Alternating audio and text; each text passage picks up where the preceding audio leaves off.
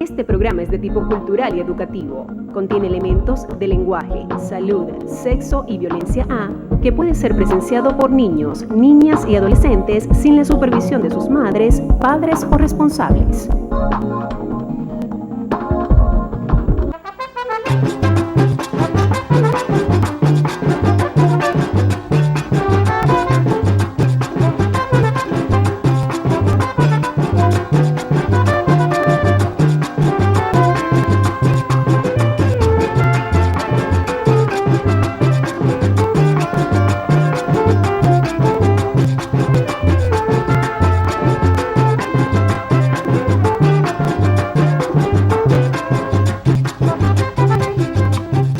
¿Qué tal, amigos del alma? Bienvenidos nuevamente a su programa Hace Tiempo y Allá Lejos, espacio donde podemos apreciar y disfrutar las vivencias agradables que nunca olvidamos por aquello de que recordar es vivir.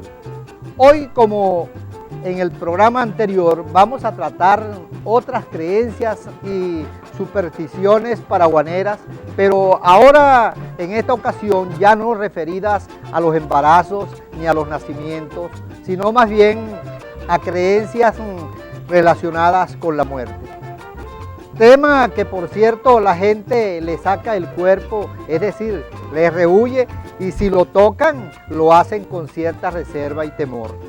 La muerte fue y sigue siendo un misterio que se interpreta a través del conocimiento mágico religioso que dejaron como herencia la mezcla del indio, el europeo y el africano.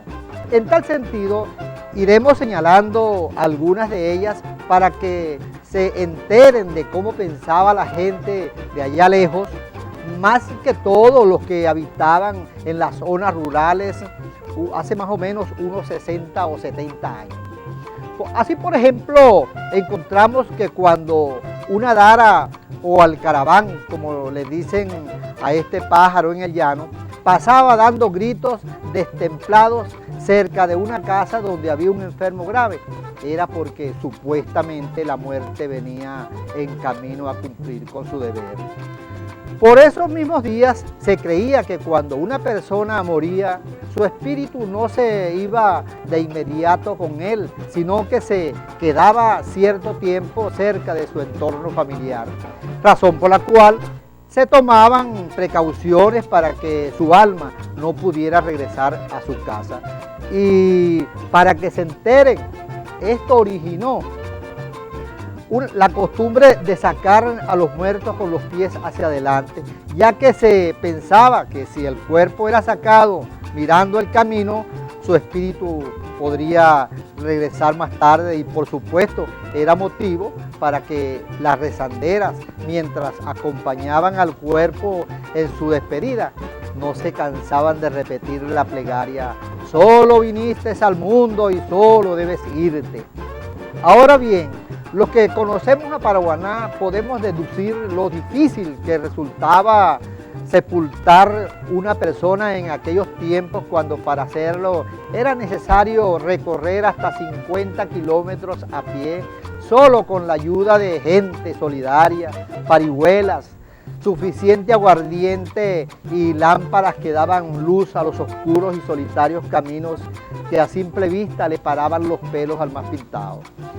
Para entonces existía la creencia de que si la urna se ponía pesada, era porque el difunto tenía en su mente o en sus planes llevarse a alguien de la familia.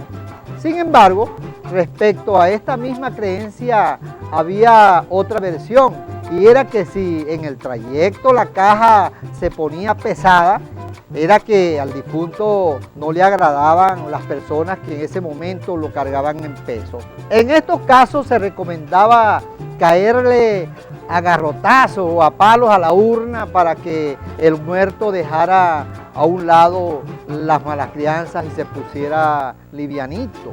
De modo que son tantas las creencias en relación a los velorios y entierros, que dejaremos para otra ocasión algunas de ellas, cuando las podamos presentar en un programa aparte y dar a conocer lo que significaba para los dolientes el luto, los novenarios y el cabo de año. Pero es que además de esto que hemos contado hasta ahora, existían en aquella Paraguaná otras creencias propias de una película de terror. Por tal motivo, era frecuente escuchar de labios de los propios carpinteros que se dedicaban a fabricar urnas, cosas como que ellos eran los primeros en enterarse de que alguien se iba a morir, sencillamente porque escuchaban ruidos rugientes que en las noches salían de las urnas que tenían almacenadas en su casa para atender a los encargos posteriores. Cuando esto sucedía, decían que alguien se estaba muriendo y supuestamente se estaba midiendo en la urna donde debían enterrarlo.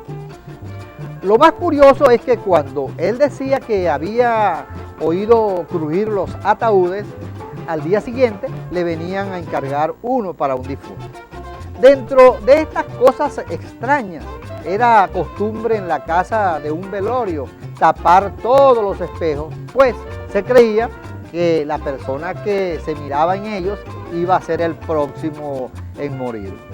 Otra curiosidad de todo esto lo cuentan los abuelos diciendo que cuando había un homicidio y el culpable se daba a la fuga, el mismo muerto, aunque ustedes no lo crean, ayudaba desde el más allá a capturar a sus victimarios. ¿Y cómo es esto? Se preguntarán mis queridos televidentes que en este momento me están viendo. Pues bien, era muy sencillo.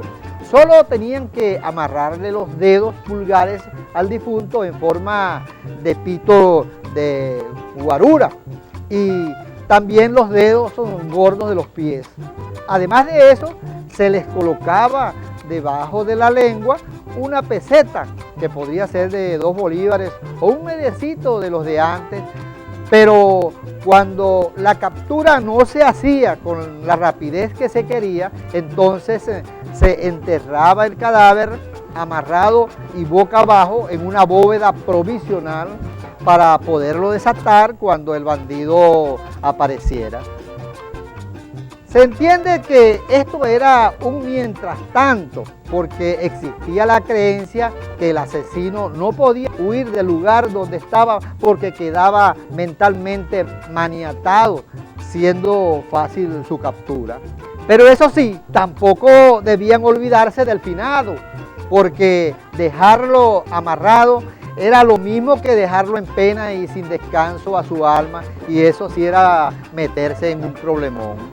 Los sueños, ni se diga, fueron y siguen siendo parte importante de toda esta temática que hemos tratado hoy.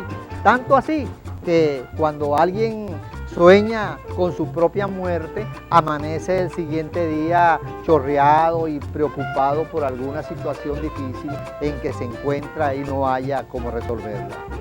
En fin, independientemente que las creencias sobre la muerte puedan haber sido positivas o negativas, no podemos negar la importancia que tuvieron en el comportamiento del paraguanero, que como cosa natural siempre le ha tenido pavor y miedo a esa palabra muerte, no solo hoy ni ayer, sino también desde hace tiempo y allá lejos.